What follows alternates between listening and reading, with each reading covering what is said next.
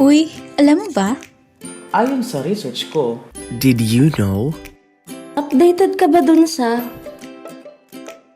FYI, ito ang kaalaman para sa kabataan. For Youth Info, the podcast. This podcast is brought to us by the NATCO Youth Committee and the NATCO Children and Youth Team.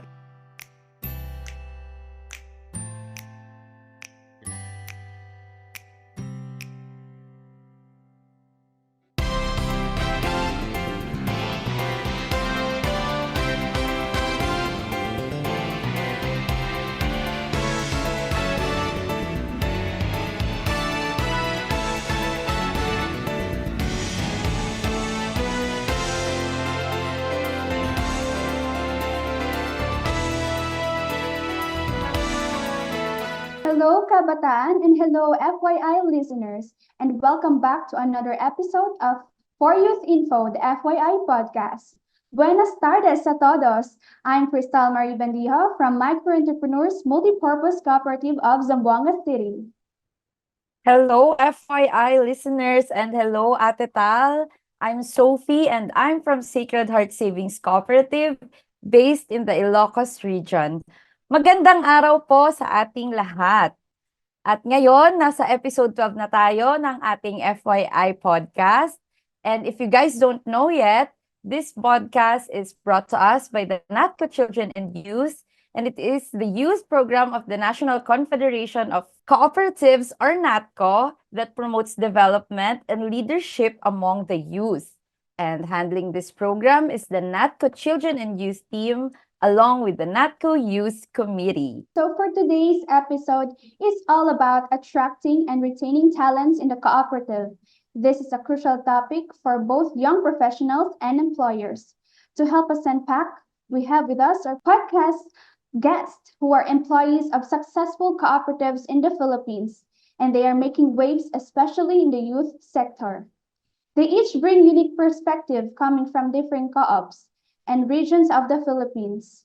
First, would like to welcome the Youth Program Coordinator of the First Laboratory Cooperative in Negros Oriental, the DCCCO Youth Zone Laboratory Cooperative, a bookkeeper of St. Joseph the Worker Parish, a BOD Vice Chairperson of DCCCO Scholars Association, a member of the Asian Credit Union Network of Emerging Leaders, and a member of Singles for Christ, a certified Aflatun program educator, a graduate through the DCCCO Scholarship Grant with a degree in BS Business Administration, major in Financial Management, has been a member of the cooperative since 2010, which paved her way to become a scholar, an active member of, and officer of DCCCO Youth, an introvert, but through the trainings provided and funded by the cooperative, she was able to come out of her comfort zone, learn to mingle with others, and now is advocating to influence and develop more youth by providing them with opportunities towards the development of their individual potentials. Let's all welcome Ma'am Hani May Grapon, the Youth Coordinator of DCCCO MPC. Welcome, Ma'am Hani. Thank you, Miss Crystal, and thank you for all our listeners. Welcome to our podcast.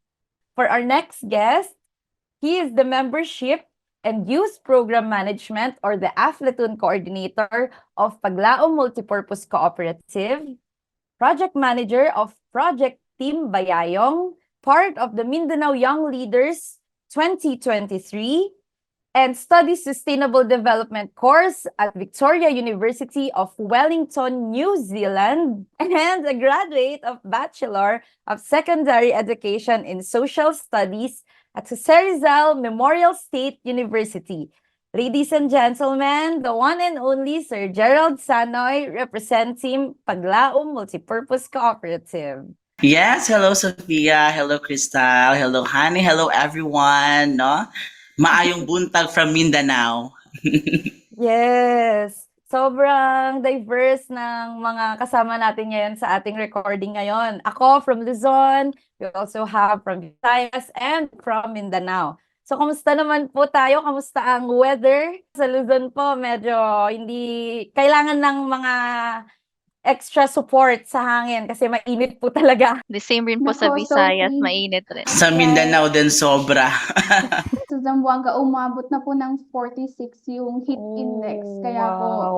ang motivation po ng mga employees ngayon is ang pumunta sa office para sa aircon. Agree 100%. So let's jump right into the topic at hand. So attracting and retaining young talents is a challenge for all organizations these days, including cooperatives.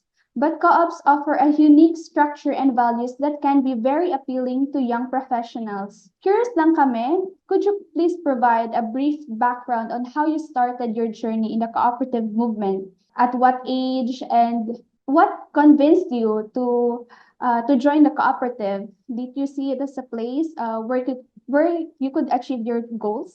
When I was still 15 years old, that was way back 2010, my sister and I were invited by my aunt, who is an area coordinator, to join a pre-membership education webinar or seminar. So that was held at the back of our church. And that was the first time that I learned about the existence of the co-op, because you don't usually encounter that topic in school or in radio or in books. So the co-op concept was unfamiliar to me, but the idea of saving money was very interesting because, I'm a natural kuripot or thrifty. So it's already in my system even until now.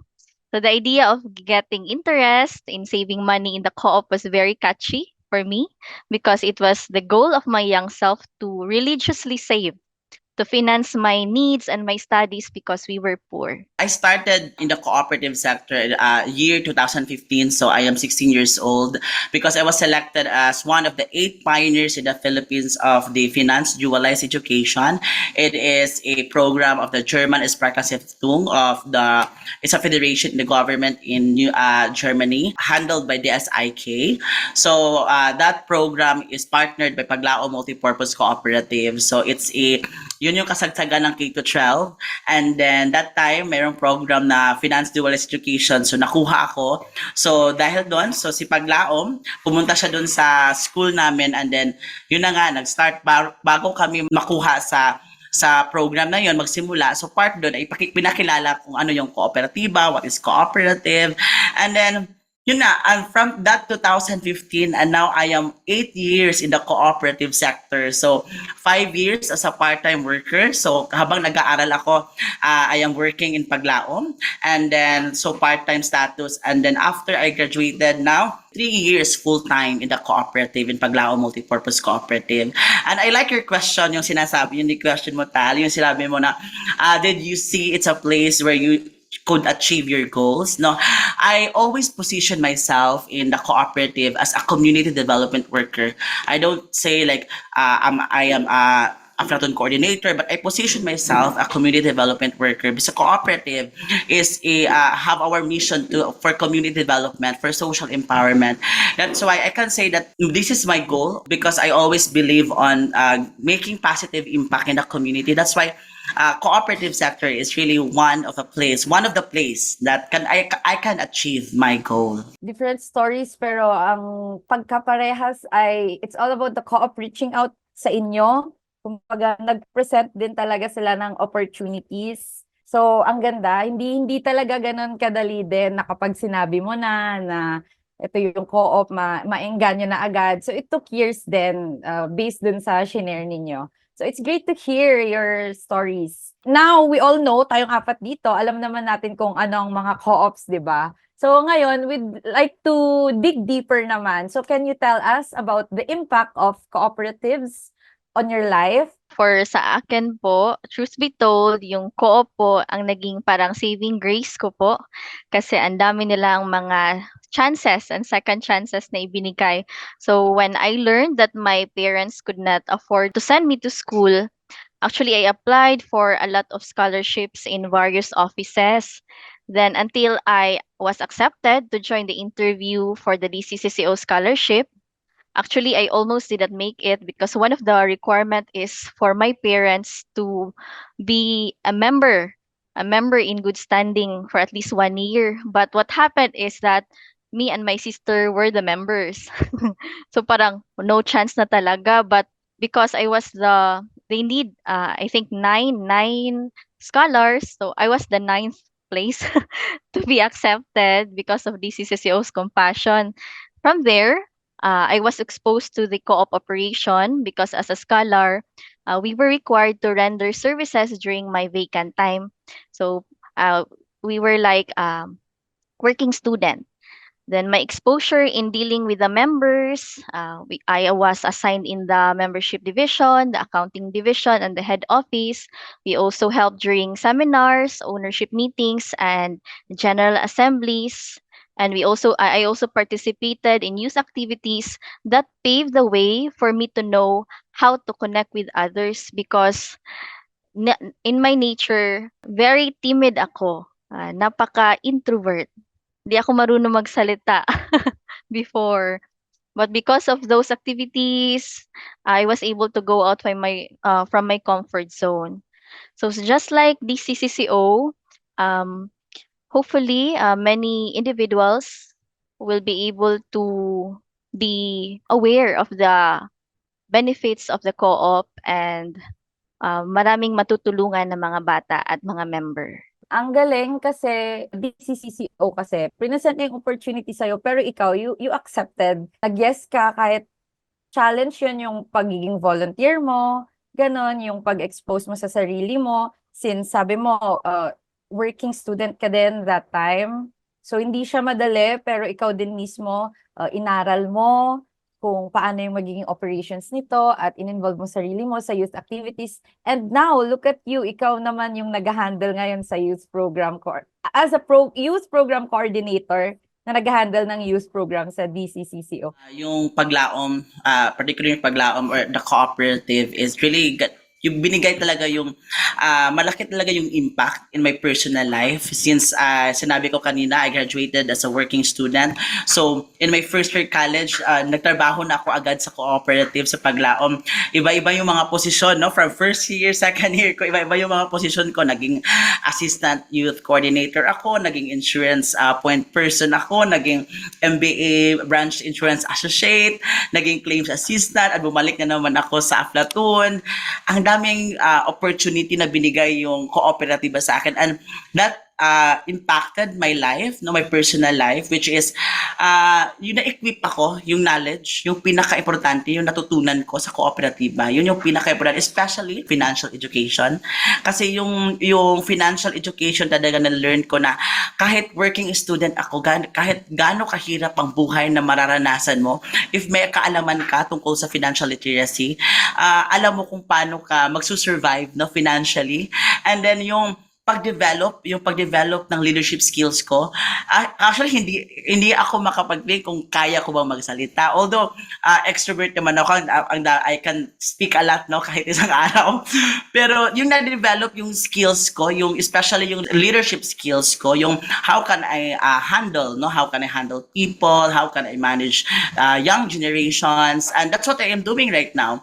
And of course also is yung avenue ko na magawa ko yung social responsibility ko as an individual. Yun talaga yung binigay din na it's a blessing na binigay ng cooperative sa akin. Yung I can do my social responsibility in working in the cooperative. And lastly is yung continuous learning, yung paniniwala na a lifelong learning. Kasi I am also a teacher, and then I always believe on lifelong learning. Yung mga binigay ng kooperatiba na knowledge, yung learning na hindi mo talaga makakalimutan. And that's how who I am right now is that it's because the cooperative sector gives impact in my life. Yun po. It's nice that you both recognize yung social impact nga na nabibigay ng cooperatives na siguro hindi nabibigay ng ibang companies out there. And now I'd like to know, how do you think cooperatives can attract young talent today? Kasi kahit young people pa naman tayo, pero iba na din yung sa younger generation ngayon. I think yung laboratory cooperative or the co-op itself, I think it is still attractive to the youth, especially if meron tayong mga activities. So yung co-op should not stop in believing in the capacity of the youth. Dapat, of course, to have those activities, dapat may certain percentage talaga from the fund of the Guardian Co-op, like the CETF, the Cooperative Education Training Fund, and maybe from the CDF or the Community Development Fund. So for my case, those activities that I conducted, I could say that the members and even the parents are happy and happy with the exposure. Some of them even approach me. They always tell me that they are very thankful for the activities, like for example, yung sa financial literacy, even though yung member namin ay 7 years old lang, parang na-expose na siya kung paano mag-budget ng pera, kahit 1 peso a day lang. Then yung baon niya is only 5 pesos.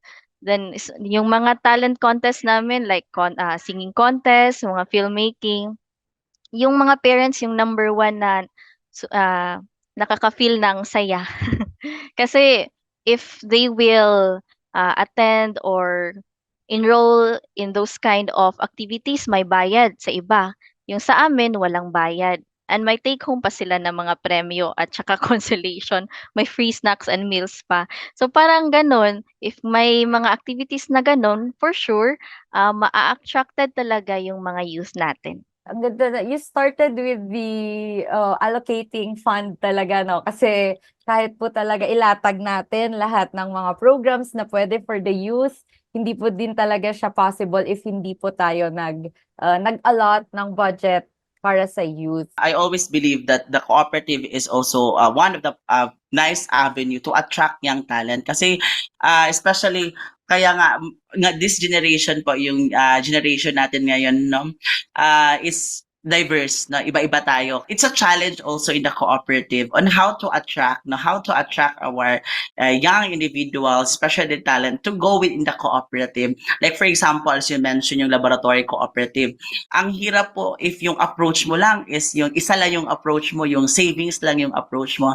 Hindi po talaga basta ka makapag-attract, i-focus ka lang ganyan. Kasi napaka-diverse talaga ng mga youth natin ngayon. Kaya understanding on how our generation works. So yung I put myself, no, in as a young itself, kung ano yung interest ko, ano ba yung interest ng iba, kung pareho ba talaga kami ng interest. Kaya ngayon yung ginagawa ng Laboratory Cooperative, gumagawa kami ng clean up drive, meron kaming mga talent, ganyan. Kasi yung ina-attract mo yung mga youth natin sa mga interest nila, meron kami mga poster as making slogan, mga ganyan, kasi hindi talaga pwedeng mag-focus lang sa isang kategorya, isang bagay para ma-attract mo yung mga young individuals natin to be in the cooperative. At like yung approach po namin dito sa co-op, like hindi yung una muna yung ano nga ba ang co-op, kundi kailangan ipa-feel nila na you belong here. And then because you belong in you have the place in the cooperative, that's how you understand what is cooperative. Ganyan naman talaga yun. Yung ma-feel na mga young generation na I belong in that place. And yung sinasabi, yung social mission and values of cooperative, I always believe na yung generation na we are socially aware. That's one way na we can attract our young people, that we have the program in the cooperative for social awareness. Kasi yun yung especially in today's, no, yung ang dami na nangyayari sa paligid natin.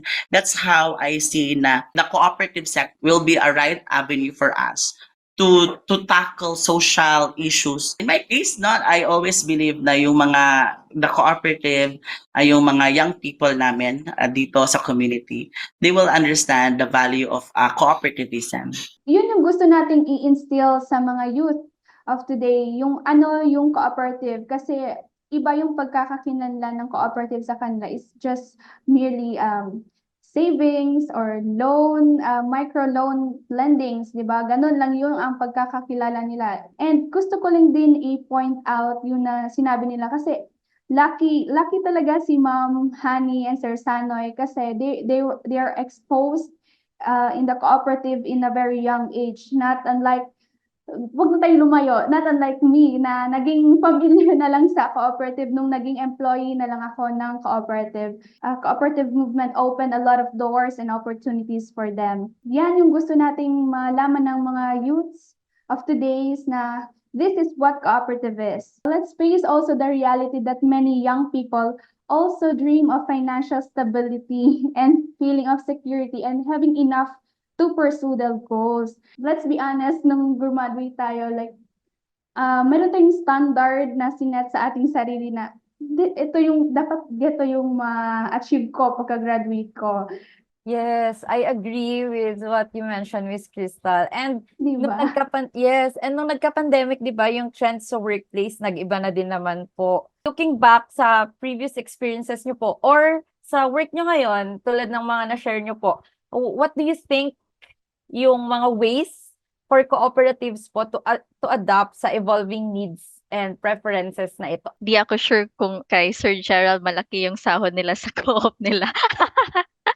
Pero in my personal experience, actually, I came from a poor family, so wala talaga akong standard with the salary. But as I can observe with the new generation, parang ganun na rin.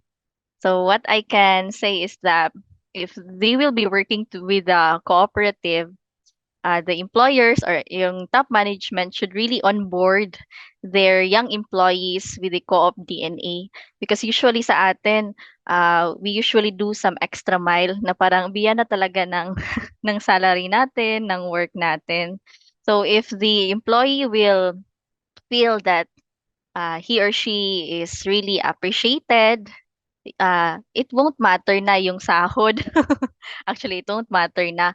But it will be, sa employee, dapat talaga may financial literacy or may financial wellness talaga siya. Because I believe that kahit gaano kalaki yung sahod mo or gaano ka liit yung sahod mo, pero kung hindi mo talaga alam how to manage your finances, wala talagang matitira. Okay, so for the work-life balance, before, totoo, work, work, work lang talaga ako. And eventually, my health deteriorated. Kasi yung sa division namin before, way back 2016, 5 lang kami. Then yung co-op namin, napakalaki na. So talagang nag-break kami mga 3 p.m. And it came to the point na na-dehydrated ako. Ganun, kasi palaging nag-overtime. But through that experience in the hospital, I realized that it's really important to uh, make health a priority. I shared this concern with our managers and the heads, and eventually from 5 employees, 12 na kami, 12 na sila sa division namin. So parang it's a blessing in disguise kasi merong changes na may na-improve sa operation namin dahil sa mga nangyari noon.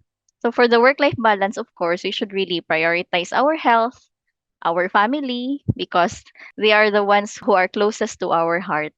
Our generation right now, we hustle hard, no? We want challenge, no? Gusto talaga natin yung mga challenging, yung sa competitive salary.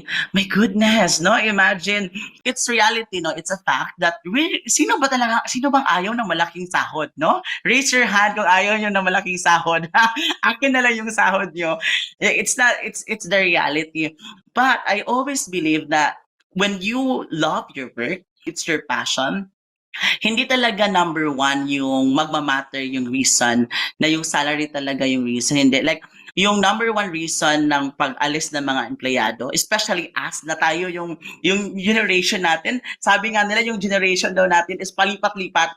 We don't stay in one place, sabi nila. Yun yung stereotype sa atin, no? Yung mga Generation Z ngayon, we don't stay in one place. Palipat-lipat tayo. It's because hindi talaga yung salary ang reason. It's the culture. Always talaga, number one reason is the culture in the workplace. So, in the cooperative, that's why kasi I always believe in the social mission, the cooperative values. Like hindi ko masasabi yung salary ko mismo is it's competitive compared to the city. Yung masasabi ko na it's competitive is the working culture. Yung value ng cooperative namin na inahadir namin, yung pag nanatili pa yung para sa akin, yung community development, yun yung principle ko. So, yung nakikita ko pa yung kooperatiba ko pa, tumutulong pa sa komunidad. That's make me stay. And regarding also for the work-life balance, I would like to share yung experience ko sa New Zealand when I studied in New Zealand for 3 months. Because New Zealand is ranked as first who put importance on work-life balance. Like, grabe, masyaka talaga doon kung how they value work-life balance. Like, if they say your work is 5, hindi ka na talaga pwedeng contact sa kanilang 5. If you want to contact with them, you can email, but you cannot call them on their personal number. And then, binabantayan nila kung nag-overtime ka nila, tinitignan nila yan, oy, bakit nag-overtime na si Sanoy? Hindi na niya ba inaalagaan yung sarili niya? They always value work-life balance. In our situation here, yung pag-uwi ko, na-culture shock ko because it's not what, no? Hindi yan yung the use ko. Pero I guess it's up to us, no? It's up to us how we gonna define work-life balance. Sa atin kasi yan. Like, para sa akin, nag-i-enjoy ako, kung maraming mga responsibility na binigay ng co-op sa akin, nag-i-enjoy ako. It's how I relieve myself. It's important na i-include talaga yung mission, community involvement, na sinabi din ng ating guest today. Community involvement, pag hinanap talaga natin yon sa workplace na gusto natin, I think perfect yung co-op. I would like to agree dun sa sinabi ni Sir Sanoy and Ma'am Honey. It's really up to us on how we balance our work life. But apart from the evolving needs and preferences of the youths, we also have these issues na baka yung ating mga soon-to-be young professionals might be drawn to the traditional structure simply because that is what they're familiar with. But as young talents working in co-ops, you know firsthand that co-ops offer a whole different experience, one that can be incredibly rewarding. So can you share with our co-op advocates and leaders out there, how does your cooperative effectively communicate the purpose, values, and opportunities to young people who may not be familiar with the cooperative model and its benefits? For our co-op, we were able to communicate the purpose, values, and opportunities to young people by creating the laboratory co-op for children 7 to 17 and our support to the establishment of the ACUNAL PH or the Asian Credit Union Network of emerging leaders for 18 to 35 in the Philippines. So it is part of the succession planning of the CCCO to hone future leaders, good members of the co-op, our future pillars. So dapat talagang meron kaming pool of young individuals to protect and to patronize the cooperative. So in our lab co, for example, we were able to expose our members in good governance. So even they are very young, they are invited in mga assembly meetings where they can mingle with their fellow youths. They can approve developmental plans and budget, exercise their right to vote and be voted upon and become officers. So for our officers, they are also exposed to story trainings like parliamentary procedure, co-op governance, fundamentals of cooperative, and many more. So for those who are not familiar with how to manage money, we have financial literacy trainings and we have pre-membership education seminars or webinars to inculcate the habit of saving money at a young age. For we believe that in doing this, we can augment our future needs and immediate needs. So also, we are offering mga activities like leadership trainings, entrepreneurship, we promote ecological awareness, and we don't discriminate potential members. As long as yung edad niya ay within 7 to 17, kahit mahirap or mayaman, everyone can join. So we can reach out to more children and youth by conducting pre-membership education seminars, either face-to-face, online, or they can also invite us in schools or in barangays. Tama nga naman. It's all about investing talaga sa youth, sa young people. And nakikita ko naman sa Facebook page, kasi I follow the Facebook page of the Laboratory Cooperative of Thank you po. PCCCO.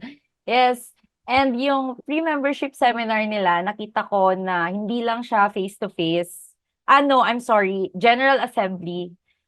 Yung General Assembly nila, hybrid siya. Bibigay sila ng option for young people or members, laboratory cooperative members, to join virtually. So, kung siguro nasa malayong lugar na gustong mag-attend, they can still attend. And it's nice din na habang bata pa, nasisimulan na yung sa procedures, parliamentary procedures, mga training na ganon. Para naman in the future din talaga ay mas familiar na, hindi naman expert, but at least they have the knowledge na, since especially na bata pa nga sila. Based din naman, sa experience ko din naman kasi, it's true, laboratory cooperatives din kasi talaga. So maganda siyang exposure para sa mga bata talaga. Siguro habang bata sila, hahanapin din nila sa paglaki nila, kahit anumang career path siguro yung i-take nila, babalik at babalik talaga sila sa cooperative. Yeah, I would agree to you, Sophie, yung sinabi mo, we should invest in the youth sector. Because we all know naman na, I think most of the cooperative, isa yung problem natin na siguro mababa yung participation natin sa youth o dumadami, aging na ba yung member natin sa kooperatiba. Isa yun sa mga problem natin, no, sa kooperatiba na nakikita ko rin, that even sa amin sa cooperative. For our young members, we do it like engage, no? Ano yung mga programa na ini-engage yung mga youth sector natin. Although we have the laboratory cooperative, the Aflatun program, youth programs in the cooperative. But I guess nandyan na siya. Pero we cannot neglect the fact that meron pa rin talagang problema na hindi pa rin talaga agresibo o hindi talaga nananatili yung mga young members or yung savers natin, yung nandyan lang sila kung may activity. Hindi lang yun yung purpose natin kung bakit ina-attract natin yung mga kabataan natin. Yung purpose natin is manatili sila na kahit walang programa, walang activity, nandyan pa rin sila. Yun yung purpose natin.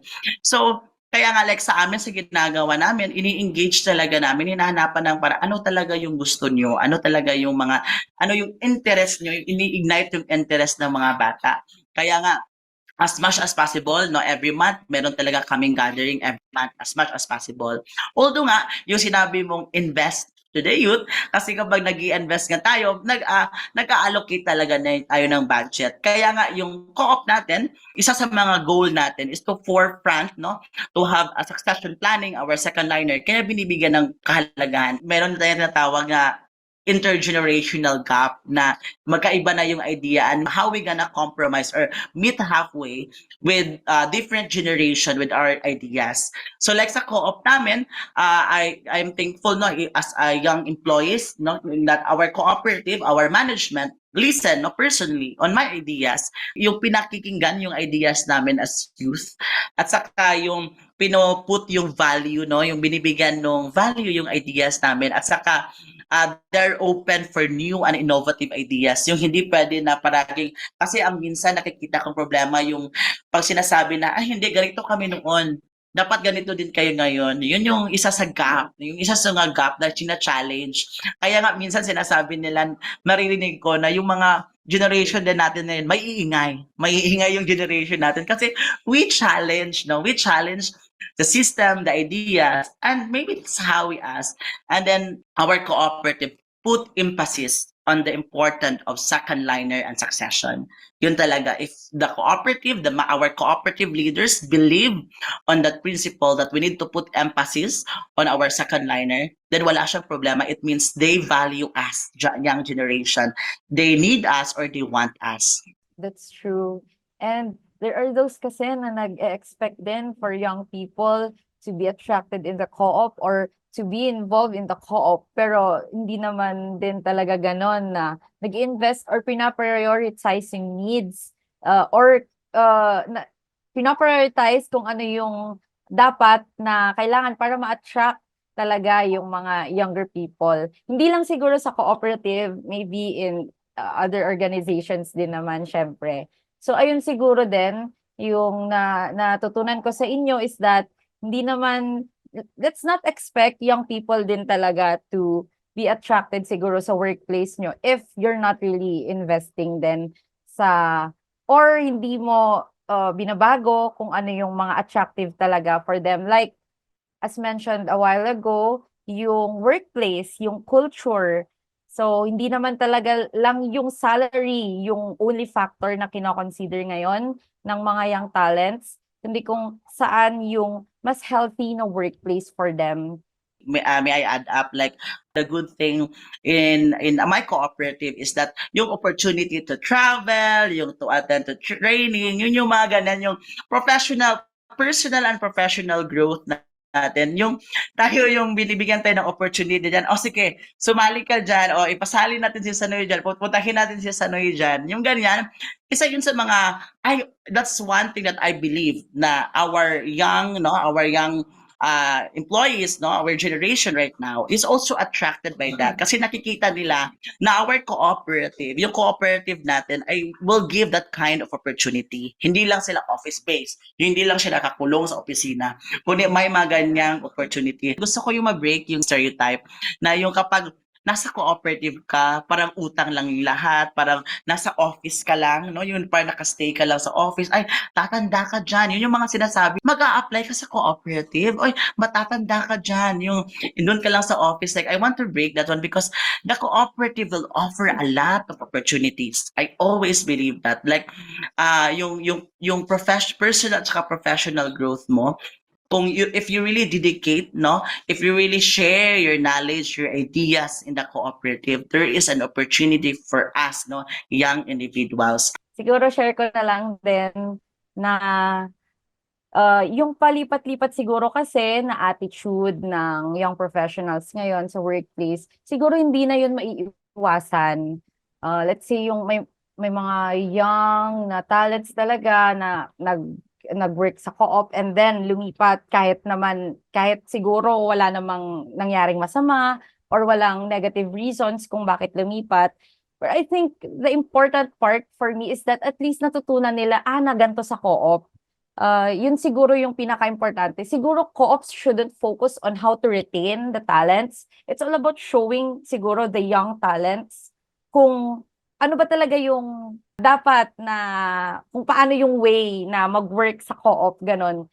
Kaya regardless siguro kung mag-stay or hindi, at least ma-instill siguro dun sa talent na yon na ganito yung mag-work sa co-op. May babalikan at babalikan siya na something positive, hopefully, nung nag-work siya sa co-op. Yung sa healthy environment, healthy work environment, that one also contributes talaga. Once kasi you have a peaceful mind at work, parang easy na lang sa'yo i-handle lahat ng work stress, gano'n pa kabigat yung workload mo, as long as you feel like you're being supported in your work, nothing feels like too heavy for you. Ang dami nyo nang naging advice and super inspirational ng mga naging sagot nyo pa talaga. Hindi lang para sa young professionals ngayon, even sa senior leaders din siguro, sa cooperatives, madami silang natutunan sa inyong mga tips and sharing ng experiences.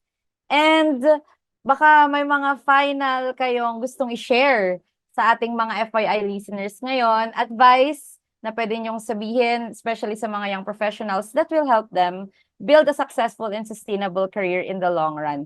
As a person, we should really determine what will make your present and future self happy and fulfilled. No? So, dapat both happy and fulfilled, the present and the future. Ang dami mo ng sacrifices today to give favor to your future self. Yung health mo, yung time mo na-reduce na.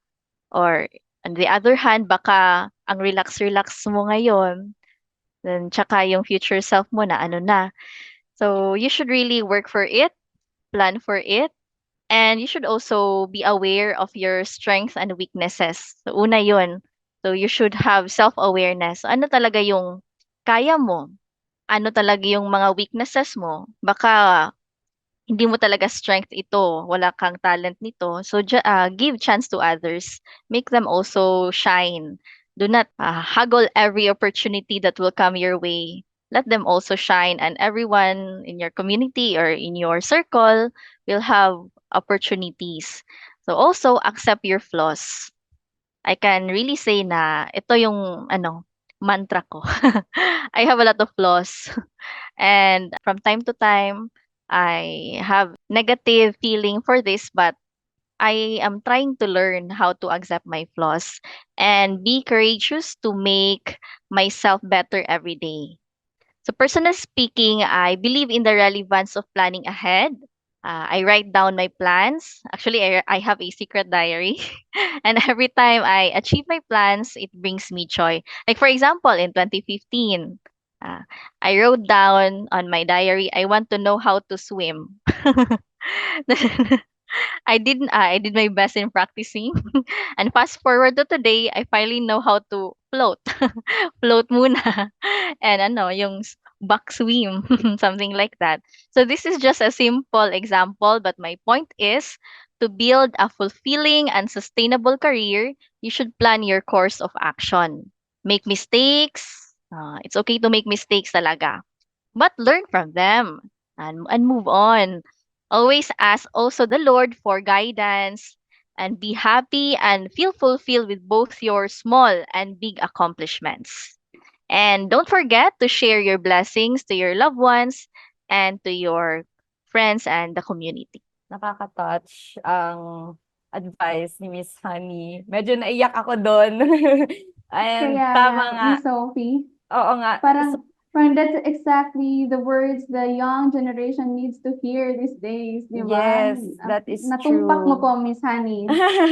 Salamat Yun po po. talaga. Kaya tayo nag-podcast para marinig po nila yon.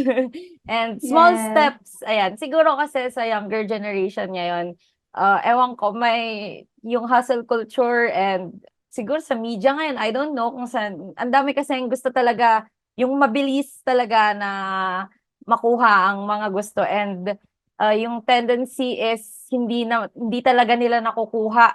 Parang yung nangyayari ay yung kabaliktaran. So, nagiging negative yung result. So ayun, thank you so much Ma'am Honey sa advice na yon sa ating mga listeners. Now, kay Sir Sanoy naman po. I want again to yung sinabi talaga yung plan ahead and it's okay to commit mistakes, no? Kasi yung you cannot attain sustainable career, no, in a long run if you don't plan. It's really important to plan. We, you know, as human then we get frustrated. We get demotivated, no, to continue with our plan. And I guess always believe na talaga na it's normal and it's okay, no, you're valid. And one thing that I would like also to give advice for a young professional to have sustainable career in a long run is that being purpose driven, not only goal driven. Kasi yung kaibahan ng yung pagiging purpose driven ka, not only goal driven, is you know your purpose kung bakit gusto mo yung kailangan mong abutin tong goal na to, yung plano to. May purpose ako. It's satisfied, it's fulfilled me. Hindi yan lang yung utak mo yung na-fulfill, but your heart, you are genuinely fulfilled with your purpose on achieving that goal. I always want to emphasize that, yung pagiging purpose-driven natin.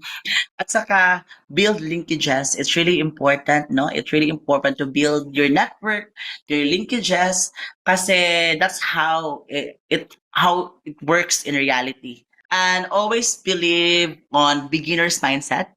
Yung know that you are a learning in progress. Yung sinabi ni Sophie kanina, yung purpose ng co-op, hindi naman talaga magi-gatekeep. Nga hanggang dito ka lang. Tapos hindi ka naaalis. No, hindi yun yung purpose. It's like, kasi yung purpose ng co-op, we help to grow, no, a person, no, to develop the person on his or her skills. Kaya when yung kapag lilipat tayo, always believe that you are learning in progress, na hindi ka lang sa co-op, no, hindi lang hanggang co-op lang yung knowledge mo, kundi meron ka pang mas matutunan. Explore your skills. Do not limit yourself. When you stop doubting yourself, you cannot imagine how capable you are if you don't doubt yourself. Kasi minsan kapag nagda-doubt tayo sa sarili natin, it stop us, no? Parang, ay, hindi ko siguro to kaya. Uy, may ipapagawa sa akin, hindi ko to kaya. Uy, bakit pinagawa to sa akin, hindi ko naman to kaya. You cannot imagine if you stop doubting yourself. You will get surprised on the outcome. We can have the career that we wanted if we start believing in ourselves that I can do it and I must do it. Sa mga sinabi nila ako ngayon, ang dami kong natutunan, parang For me din, sa mga kapares ko na sa younger generation nga, yung mga shinare, lalo na sa advice na part, tama po yung mga sinabi nyo na take it easy nga talaga. And at the end of the day, it's all about helping others, sharing your blessings, sabi nga ni Ma'am Honey. I think this episode should be heard talaga by the young talents and also just like Sophie na newly grads kasi it's a great avenue for them to know more kung what does the cooperative has to offer for the young talents. And we've also explored the practices of our cooperatives through our guests and how cooperatives in general can be a perfect fit for our professionals. We learned some fantastic strategies as well for attracting young talents to our co-ops. Throughout our conversation, yung naging good points for me is yung pag-maintain ng healthy work-life balance, prioritizing ourselves aside from prioritizing and doing our best in our jobs. Co-ops must also consider making sure that the voices of the young talents are being heard, making them feel that they are wanted and valued para talagang stay and magre-retain ang kanilang employability sa kanilang co-op. We must also share that the cooperatives also offers professional and personal growth. In my case, wag na tayong lumayo. Like sa aking mga Facebook friends, nakikita nila nagpo-post na I went to a leadership training. Lagi talaga akong natatanong, ganyan palaga sa cooperative niyo. Maganda ha, kasi ina-encourage na mag-explore and mag-grow as an individual, as an employee as well. Ang dami namang natutunan ni Miss Tal sa ating mga podcast guests. Yeah, ako naman, natuwa ako kasi tama ang mga pinili naming guest for today's episode. You represent your co-op well, Ma'am Honey and Sir Sanoy. Talaga naman na galing naman sa puso ang inyong mga sagot at galing sa experience nyo sa pag-work nyo sa co-op. Sana ang mga co-op employees na nakikinig din sa ating podcast ay ma-inspire sa dedication nyo at saka sa mindset ninyo sa pag-work sa co-op. Hindi man para magstay sa co-op, sabihin natin ganon, pero para naman sana may integrity ang pag-work nila, may purpose at talagang gawin nilang mission ang pag-work nila sa cooperative. Thank you very much, Ma'am Honey and Sir Sanoy from DCCCO and Paglao Multipurpose Cooperative. Ayan, baka may final words po kayo sa ating listeners or sa isa't isa po. Thank you very much, NATCO Children and Youth, Miss Ate Sai, Ma'am Hazel, Miss Crystal, and Miss Sophie, and to you, Sir Gerald, for this opportunity and this wholesome conversation with you. Maraming salamat. And to all our listeners, thank you so much for listening. Yes, thank you so much to NATCO Youth and Team. Thank you, Ma'am Hazel, Ma'am Sai, Crystal, Sophie, Ma'am Hani. This is very important, no, an avenue for our young generation, to our youth, no, and to the whole cooperative sector to have this kind of opportunity to open a discussion which is relevant, no, napaka significant sa atin kasi nakifeel natin that our feelings are validated, no, as one, no, because we always adhere that in the cooperative alone I am weak, but with others I am strong. So I hope that all of us, no, we hindi dito lang matatapos, but we can still contribute with a positive impact, no, especially with our young generation in our cooperative sector. Daghan kaayong salamat, no, from Paglao Multipurpose Cooperative. Thank you. Our heartfelt thanks again, Ma'am Honey, Sir Gerald, and to all our FYI listeners for tuning in. We'll see you on the next episode of For Youth Info Podcast, Kaalaman para sa Kabataan.